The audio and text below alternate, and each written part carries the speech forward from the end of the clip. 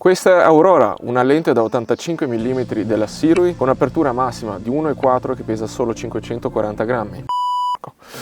Ok, per vedere com'è questa lente effettivamente struttureremo questo video nel seguente modo. Vedremo prima perché dovresti mai usare una lente da 85 mm e in quale situazione fa effettivamente comodo. Quali sono le sue caratteristiche principali, come funziona l'autofocus e un po' di considerazioni finali mie, personali, per il reparto video, visto che il mio lavoro principale è fare video. Che bello, ma è stupendo, cioè Piccolo disclaimer, questa lente mi è stata mandata da Sirui in cambio di una recensione, tuttavia non hanno alcun potere decisionale su quella che è la mia opinione su questo prodotto. È una cosa che sto facendo su tutti i prodotti che recensisco, cioè se è una cosa che uso, se è una cosa che funziona, la dico.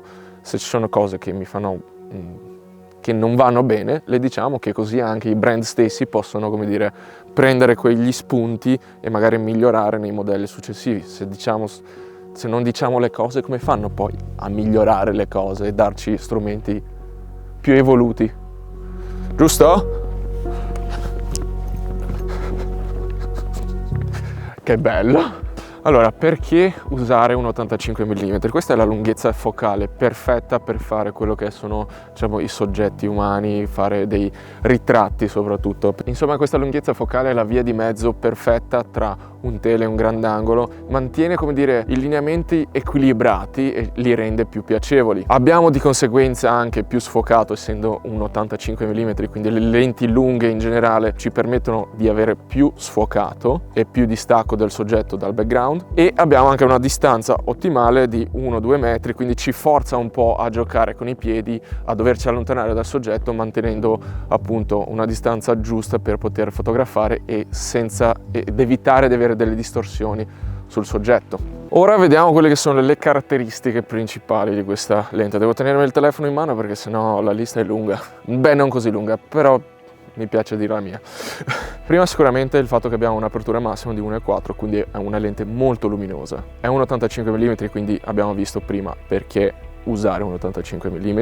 È full frame, quindi io personalmente mi sono ormai negli ultimi anni abituato a lavorare con full frame, non passerò a meno. Il fatto che sia full frame, quindi un sensore più grande, abbiamo ancora più luce e ancora più sfocato rispetto a altri tipi di sensori più piccoli. Abbiamo 15 lamelle, quindi ci permette di avere dei bokeh belli tondi senza avere dei bordi esagonali o ottagonali, eccetera. Sicuramente un altro vantaggio è il fatto che pesa solo 540 grammi ed è una lente molto piccola rispetto a quelli che sono gli 85 mm 1,4 di brand concorrenti, che sia Sigma Art o anche i Samyang. Sono belli grossi e belli pesanti. Per quanto riguarda i tasti disponibili, abbiamo un tasto personalizzabile un po' come su tutte le lenti. Io ho personalizzato su fuoco manuale e fuoco automatico, perché switchare, comunque interagire sulle lenti con con il tasto dedicato spesso si traduce in far vibrare o comunque muovere la camera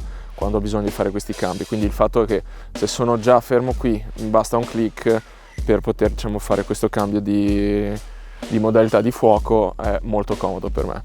E abbiamo anche la ghiera che ci permette di avere il controllo sugli F.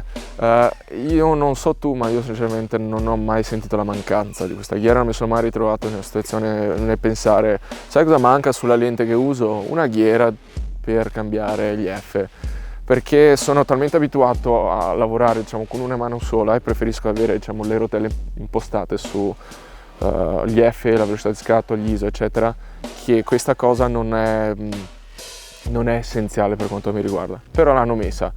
L'unico problema è che in questo caso la Sirui l'ha messa ma senza un blocco, e siccome questa ghiera è molto vicina a dove sto tenendo, diciamo, con le mani, spesso mi è successo di cambiare gli F per sbaglio, e sì,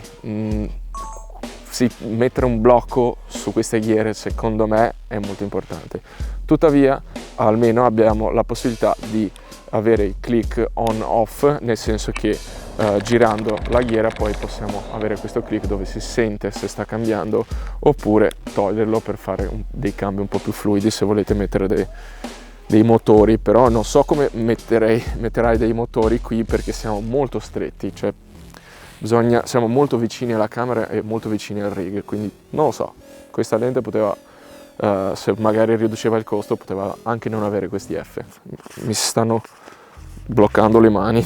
Il diametro di questa lente è di 67 mm, è una misura abbastanza comune per il mondo dei filtri e per anelli adattatori eccetera, infatti avevo già tutto e quindi non farai fatica, non avrai problemi nel reperire, diciamo, le misure per adattare questa lente a qualsiasi tipo di filtro, mattebox eccetera. Abbiamo poi una porta USB-C interna per gli aggiornamenti in caso lanciassero qualche firmware nuovo. Lo trovo molto comodo il fatto che sia interna e non esterna, perché così la rende un po' più, come dire, impermeabile e resistente a polvere e acqua e schizzi, forse meglio dire. Ok, la distanza di messa a fuoco minima, un po' come su tutti i tele, è un po' lunghetta, come puoi vedere in questo caso devo starmene un po' distante, quindi non riuscirai a fare degli shot macro, però comunque puoi portarti a casa delle cose decenti. Io ad esempio per trasformare le lenti Sony in lenti macro uso questi anelli adattatori da 30 euro su Amazon e sì, puoi utilizzare quelli qualora ti servisse trasformare qualsiasi lente in macro. Allora, parlando di nitidezza, per me è sempre un argomento un po' difficile. Io personalmente non amo le lenti troppo definite, ad esempio preferisco magari un Tamron rispetto a un Sigma Art che è un po' più morbido come look. In ogni caso, tra lenti G Master, lenti Tamron, lenti Sigma eccetera, usando anche questa non ho notato problematiche di qualche tipo, cioè nitidezza sicuramente ottima e qualità dell'immagine, come puoi vedere dagli esempi di questo video, ci siamo. È una lente silenziosa perché non sentiamo i meccanismi interni che stanno lavorando, come mi è successo sulle Samyang.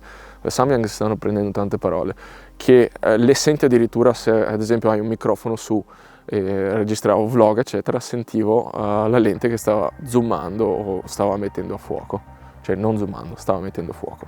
Abbiamo un'apertura minima di f16, non so se è una cosa che ti interessa, insomma se prendi questa lente sicuramente non la prendi perché vuoi girare a f22, ecco. Poi una cosa che a me sta veramente sulle palle è quando una lente ha una gestione dei flare terribile. Sempre parlando di Samyang le ho sempre rimandate indietro perché alcune lenti economiche, appena arriva un poco di luce, non serve neanche sole diretto nella lente, diventa tutto panna.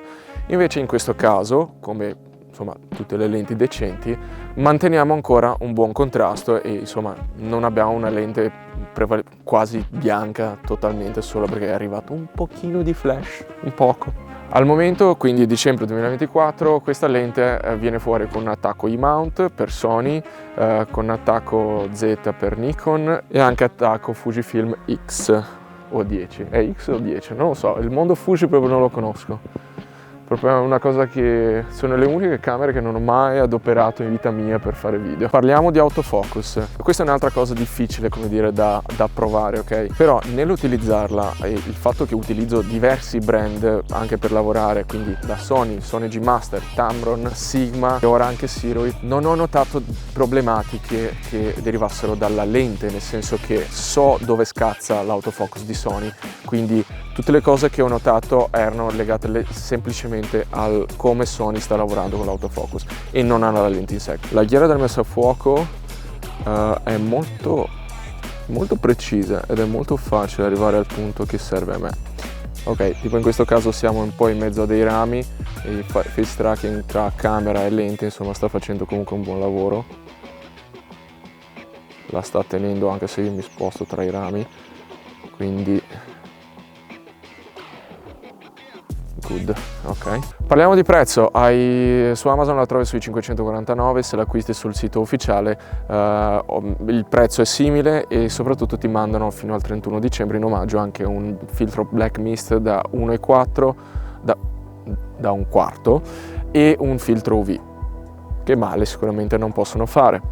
In generale appunto comunque è un prezzo abbastanza competitivo perché sta sulla stessa fascia dei Samyang, che sono comunque lenti economiche, e sicuramente rispetto ai G Master o comunque ai Sigma Art costa la metà, quindi hai delle caratteristiche diciamo premium a metà prezzo. Passiamo un po' alla considerazione finale, diciamo che sono cose che consiglierei io o meno. È una lente che sicuramente se fosse all'inizio non comprerei, perché ho sempre iniziato con gli zoom, perché ho preferito la flessibilità alla perfezione, per quello ho sempre lavorato con gli zoom e adesso che sono 7-8 anni che faccio video lavoro ancora con gli zoom, però sto integrando qua e là qualche lente prima. Per cosa la uso io questa lente? L'ho usata appunto in situazioni di scarsa luminosità, l'ho usata in situazioni dove magari il mio soggetto era in pubblico e ho dovuto isolarlo, fare in modo che insomma non entrino i volti di altre persone senza doverle blurare o insomma fare casini in post-produzione. L'ho usata soprattutto anche in situazioni multicamera dove mi servivano diciamo più tele, quindi insieme al G7200 ho usato anche questa lente per interviste eccetera, per fare diversi punti camera. Quindi sì, è una lente luminosa, è una lente come dire intima, perché ti fa entrare in vicinanza con il volto, con il soggetto, e soprattutto fa diventare tutti belli. Per me è ancora una lente difficile perché sono abituato a lavorare con gli zoom, tuttavia se hai iniziato a lavorare con lenti fisse, se non è un problema per te la flessibilità, sicuramente è una lente che potrebbe insomma farti gola. E poi ha anche un bel nome e basta. Questo era l'85 mm Sirui. Fammi sapere cosa ne pensi di questa lente. Per il resto sì, ci vediamo al prossimo video. Grazie per l'attenzione. Ciao!